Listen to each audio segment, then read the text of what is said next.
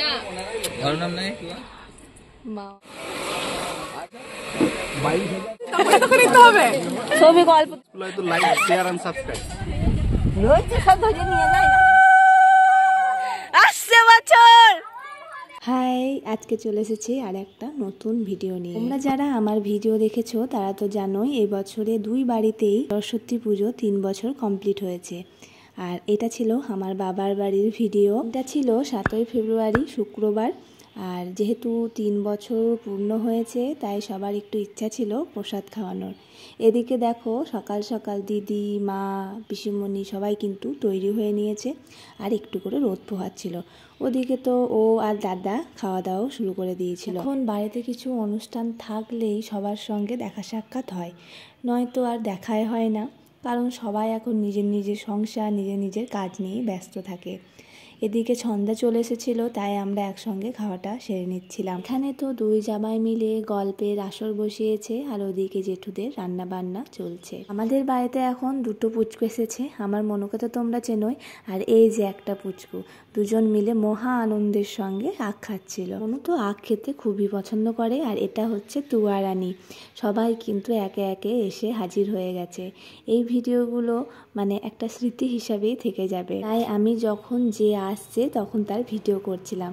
এটা ছিল আমার দিদা, এটা ছন্দার মা, মামিমা, আর এটা ছন্দার বোন। আমার পিসিদেরকে তো তোমরা টুকিটাকি চিনেই নিয়েছো। এটা আমার মা তো এখন খুব ব্যস্ত। এগুলো হচ্ছে আমার দুই দিদি, দাদাকে তো তোমরা চেনোই।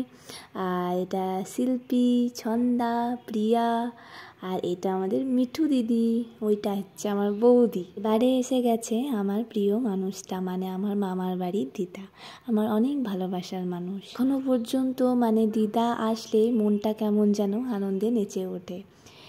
আমি বলে নয়, আমার দিদি, দাদা মানে প্রচণ্ড, আমরা মামার বাড়ির দিদাকে প্রচণ্ড পরিমাণে ভালোবাসি। এমনকি আমার ঠাকুমাকেও আমরা খুব ভালোবাসতাম।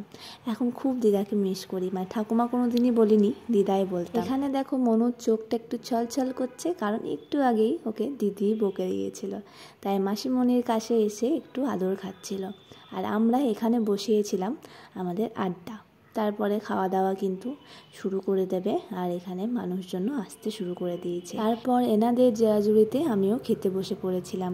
তোমরা দেখে নাও মেনুতে কী কী আছে। প্রথমে ছিল বেগুনি, খিচুড়ি, একটা 5 তরকারি, টক, আর পাঁপড় আর মিষ্টি ছিল, যেটার ভিডিও আমি করিনি। আর এই যে আমার 2টো বন্ধু এসেছে।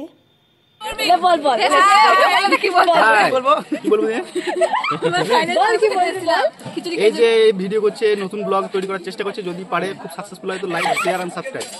এই ভিডিও ক্লিপগুলো দেখে তো আমি একদম অবাক হয়ে গেছি, কারণ আমি খেয়ে দিয়ে চলে গেছিলাম, ও সমস্ত এই ভিডিওগুলো করেছে।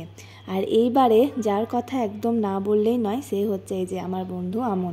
ও অনেক কাজ করেছে, মানে খাটাখাটনি করেছে, তার জন্য তোকে অনেক অনেক থ্যাংক ইউ।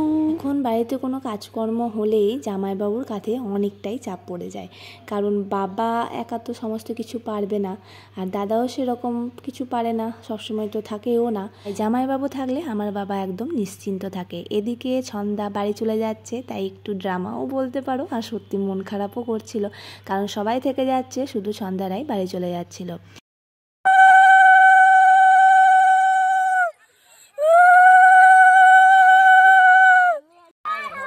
আসছে বছর, বছর বছর হতেই হবে রে, হতেই হবে। এবারে হচ্ছিল মায়ের বিসর্জন।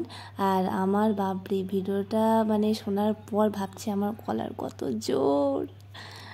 যাই হোক, আমরা সবাই মিলে বিসর্জনের সময় খুব মজা করেছিলাম, আর সবাই এসেছিলাম বিসর্জন করতে। বাবার ইচ্ছা ছিল যে যার জন্য এই অনুষ্ঠানটা করা তাকে আমরা রেখেই দিই, আর মা সরস্বতীকে আমরা রেখে দিয়েছিলাম। সবাই এসেছিল, সবাই দর্শন করেছিল, তারপর আমরা বিসর্জন করেছিলাম।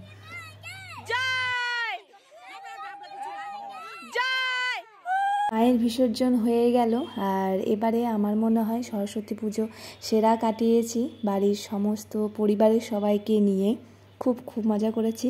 তোমাদের ভিডিওটা কেমন লাগলো জানাতে ভুলবে না। দেখা হচ্ছে নতুন কোনো ভিডিও নিয়ে। সবাই ভালো থাকবে, সুস্থ থাকবে। Tata, bye bye.